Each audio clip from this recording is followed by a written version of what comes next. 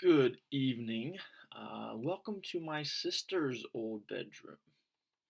This is where I'm currently staying. There's a lot of color, and it's a little dark, but hey, as long as you can listen to what's going on, you don't really need to see me anyway.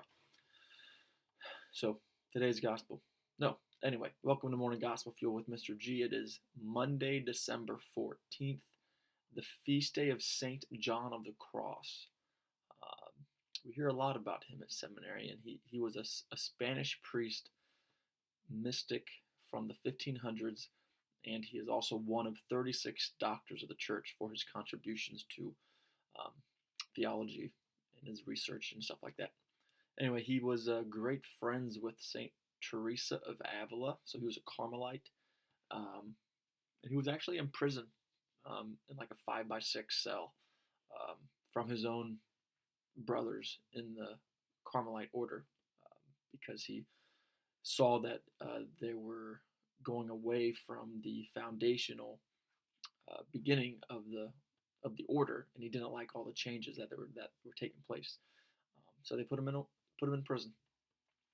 Kind of lonely life, but because of that, he is the patron saint of contemplative life and also of religious orders. So looks like he ended up winning.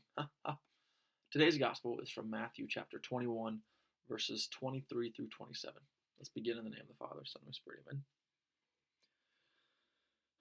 When he had come into the temple area, the chief priests and the elders of the people approached him as he was teaching and said, "By what authority are you doing these things? And who gave you this authority?" Jesus said to them in reply, "I shall ask you one question, and if you answer it for me, then I shall tell you by what authority I do these things. Where was John's baptism from? Was it of heavenly or of human origin?" They discussed this among themselves and said, "If we say, of heavenly origin, he will say to us, then why did you not believe him? But if we say, of human origin, we fear the crowd, for they all regard John as a prophet." So they said to Jesus in reply, "We do not know." He himself said to them, "Neither shall I tell you by what authority I do these things." So this is an interesting gospel. It's entitled "The Authority of Jesus Questioned," and you'll see that the chief priests and the elders, the intellectual people of that time who thought they knew it all, they questioned Jesus, and by asking him what authority he had to do all these things, all these healings and miracles, and all these teachings, everything that Jesus was doing during that time. And Jesus kind of backed them in a corner where that they couldn't, by not even making any statements.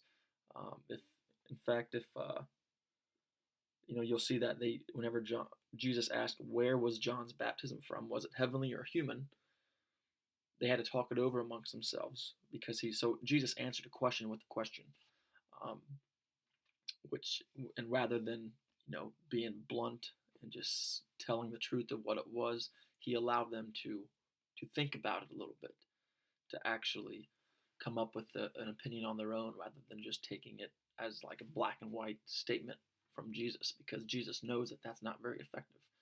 Um, and so Jesus answers a question with a question, and then he stumped them where they said if I answered one way, Jesus would respond this way, and if they answered another way, they would respond another way. So Jesus never told them, and then he never did tell them. He kind of left them off the hook.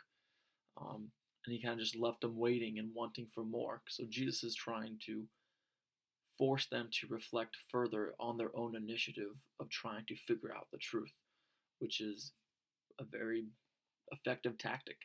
And in fact, it says here on the footnote, since through embarrassment on the one hand and fear of the crowd on the other hand, the religious authorities claim ignorance of the origin of John's baptism, and they show themselves incapable of speaking with authority. Hence, Jesus refuses to discuss with them the grounds of his authority.